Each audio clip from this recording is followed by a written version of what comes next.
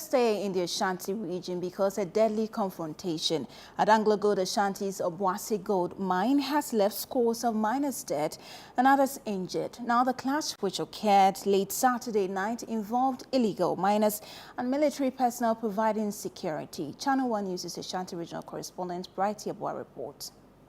Tensions remain high in Obuasi after a violent clash between illegal miners and military officers assigned to secure the AngloGold Ashanti concession. Reports suggest that a group of about 60 miners breached the company's security fence late Saturday night in an attempt to access one of its underground shafts. The intrusion escalated into violence, with gunfire exchanged between the miners and the military, resulting in injuries and fatalities. Additionally, vehicles and facilities belonging to AngloGold Ashanti were set ablaze during the unrest. In response to the incident, AngloGold Ashanti schools have been temporarily closed. This was confirmed in a statement issued by the executive director of the AngloGold Ashanti schools, Simon Peter K. Atakatu. Baba, one of the miners involved, recounted the incidents leading to the altercation. About 10 and I go.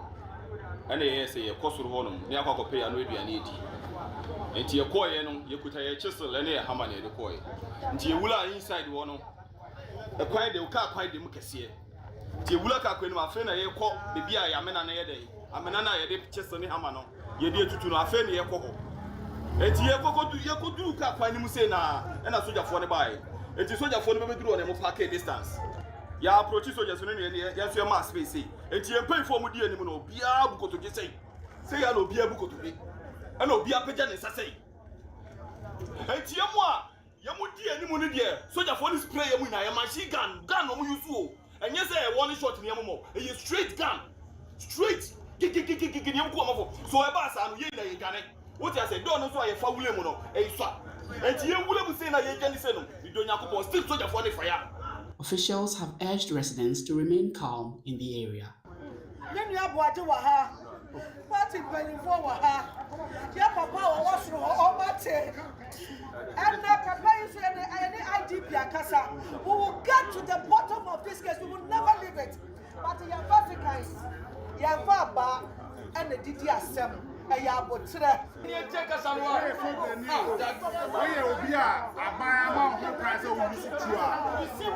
Anytime I bet to you, you best set up committee. I'm one better reason to rise out to you. So, how to try and your name be a SC. And so, what to do? The Obasa to know a brass handsome no Maya. It means that I dream bitter as a message. And you can be punished for it. And no one is above the law, said nobody can. In a statement, the Ghana Armed Forces explained that the miners had intruded on the Côte d'Or ramp of AngloGold concession, aiming to access the mine's deep decline. The military, deployed under the Operation Halt 2, attempted to stop the group but came under fire. The statement further clarified that one soldier sustained injuries during the confrontation but has since been treated. 6 pump-action BB cartridges and other weapons were retrieved from the scene. Amidst rising tensions in Obuasi, authorities are calling for calm and assuring residents that those involved are brought to book. For ChannelOne News, I am Brighty Abua, Ashanti Region. Well, now let's get more on this from security analyst Colonel Festus Abwaje, retired. Good evening, sir. Thank you for your time here on the news. Thanks for having me. So for you, how significant is the rise in tension? We are told by our correspondents in the area that tensions are still rising. And how should security personnel deal with this going forward? I think the timing of the incident is quite significant in the sense that it's only a couple of weeks ago since the new administration came into office. But in another context, it also serves as a signal to the government that the mining sector, be they the concessions or be they illegal mining, river bodies, forest reserves, constitutes one significant risk that it needs to tackle seriously. That we have allowed that sector to be uncontrolled, obviously for partisan political reasons. And this incident draws attention to the need for the government as quickly or as soon as it can, to set in motion some processes to bring some sanity, some calm, some control, in that area. Now, having said that, when 7, arguably 9, reported by one channel, die, I have doubts as to whether the appropriate rules of engagement were used. Got 7 captures or 7 fatalities or 9 fatalities is one too many. But because the conflicting narratives, the narratives of the people who have spoken on the ground at Obuasi, admitting that they were going to find something to eat at 10 p.m. and were at a concession carrying hammers, there's something mysterious or mischievous about that. And of course, you've heard from the armed forces saying that they also received fire from pump action guns and they suffered 1 casualty. So when we know what the true narrative is, then we'll be able to discuss whether the use of force, which resulted in 7 or 9 fatalities, is indeed permissible. But on the surface of it, I think a higher threshold force was used that may not have necessarily or may not have been necessary. Now, do you think this incident has any impact at all in security as far as mining companies are concerned moving forward? Well, I think in other reports or reportage, this incident is not this type of incident is not the first. The invasion of concessions is not the first. It's happened before. But I'm not too sure. I can't remember exactly when it happened. When the people found themselves underground in the shaft and were refusing to come to the surface, as was recently, or it's still the case, for instance, in South Africa. So the whole idea is that some sectors of our socio-economic, political existence in this, that we have allowed, to go on and on and on out of control. Hello? Yes, we are with you. Hello? Yes, I can hear you. Yes, so now I'm asking, could this have been avoided given the fact that this is not the first time such an incident is happening, even at various mining sites across the country? I'm hearing 2 voices. Which am I supposed to respond to? Keno, can you hear me? I can hear you, but there's another voice. Right, apologies for that. But I'm asking whether or not you think this could have been avoided, given the fact that you rightly said that this is not the first time this incident is happening. Well, it could have been avoided if the youth, for whatever reason, exercise caution that hunger and unemployment do not necessarily mean that one can take the law into their hands. And the idea is, if they want to test, and this could be a test case, to test the resolve of the new administration as to whether it might cave in if they went in as they had done before. That test was unnecessary. So the whole importance or significance of this incident is that it draws attention to some of the security challenges that the government must, as soon as possible, address itself. Besides the Boku, conflict, other chieftaincy, today the German people are also calling attention to chieftaincy disputes. This mining sector, the Galamsey, has not gone away. It's only that we have not seen any major incident until now. We are seeing this invasion of the concession, which is an investment that has been made by an economic partner. It needs to be protected or safeguarded.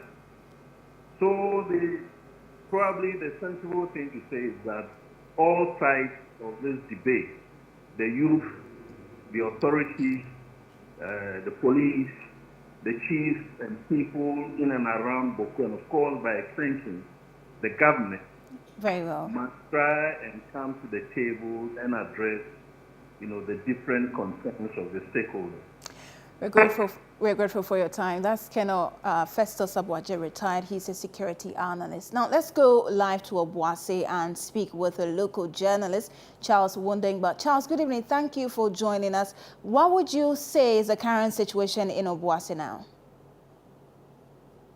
Yes, thank you very much. So, if you come to Obuasi today, there have been heightened security, especially at the areas where the mine is housing its workers. So they believe that those areas could be target areas, and also any facility that bears the name of the company could also be targeted. So there's increased security, and from time to time you will see one military patrol car, moving around, yes, in order to ease the pressure a little bit. But still, it is very intense when you come to Obuasi at the moment. There's a lot of things going on in the mind of people, and other people are also afraid to go out.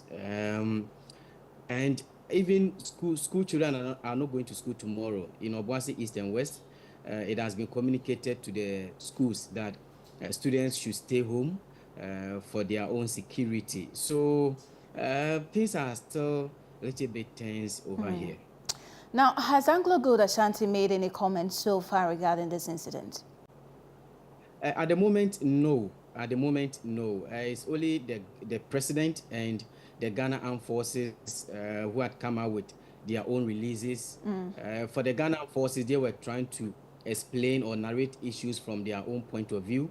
And then the president was also calling on the company to attend to the needs of the injured, and also make sure that funeral is carried out for those who also lost their lives. But the mine itself, we are hoping that tomorrow morning there will be a release from them. Before I let you go, you earlier mentioned that there's some level of tension in the area. Are there any fears of reprisal among community members? Yes. You see, for civilians, they feel okay because they may not be the target of these reprisal attacks, if any will come. But those who have something to do with the company, who are affiliated with the company. So there was even a circular this morning from the company advising its workers on how they have to be very cautious of their surroundings and how they shouldn't go about, putting on uniforms that will reveal that they have something to do with the company. So there are still fears. But the fears is minimal in areas where there are not too many workers from the mine over there. But areas where the mine is housing is workers, there's a bit of fear. And from even some conversations I had this morning, some people couldn't even go to church, right, because they were scared of leaving those areas. Because if, for example, somebody is trying to monitor you and they see you coming from that area, they could attack. Though it hasn't gone up, that hasn't been the case since daybreak. Their target was actually properties owned by the company. So there is still fears. That is why schools are closing down tomorrow. That is Monday and Tuesday, not even tomorrow alone, Monday and Tuesday. Very well. And then, yes, and then the military is also in town in their numbers to help beef up the security. Charles, we're grateful for your time. That's Charles Wundengba. He's a journalist at Aseda FM in Obuasi, giving us the situation in Obuasi. Well, the government has released a statement regarding this incident, so let's just take you through that. And President John Dramani Mahama has directed swift investigations into incidents and to ensure that persons who acted unlawfully face the law. Now, the president has also directed Anglo Gold Ashanti to bear the medical expenses of injured persons and facilitate the burial arrangement of persons who lost their lives. Portions of the statement reads, in response to the unfortunate incident, President John Dramani Mahama has ordered an immediate investigation to determine the circumstances surrounding the clashes and ensure that any individuals found to have acted unlawfully are brought to book. The government has meanwhile asked the management of Anglo-Gold Ashanti to bear the medical expenses of the injured individuals fully and to facilitate a burial arrangement of those who have lost their lives.